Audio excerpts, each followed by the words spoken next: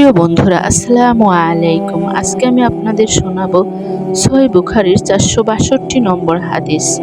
হযরত উরওয়া ইবনে জুবায়ের রাদিয়াল্লাহু হতে বর্ণিত, উম্মুল মুমিনিন হযরত আয়েশা রাদিয়াল্লাহু বলেন, আমি যখন ছোট, আমার পিতা মাতাকেও চিনতে অক্ষম, তখনই তারা ইসলাম গ্রহণ করেছেন। তখন থেকে একদিনও অতিবাহিত হতো না, বরং প্রতিদিনই সকাল সন্ধ্যা দুবেলা নবী করিম সাল্লাল্লাহু আলাইহি সাল্লাম আমাদের বাড়িতে তাশরিফ রাখতেন। অতঃপর বিশেষ এক সময় আমার পিতা হযরত আবু বকর রাদিয়াল্লাহু এর মনে মসজিদ তৈরির আকাঙ্ক্ষা হলো।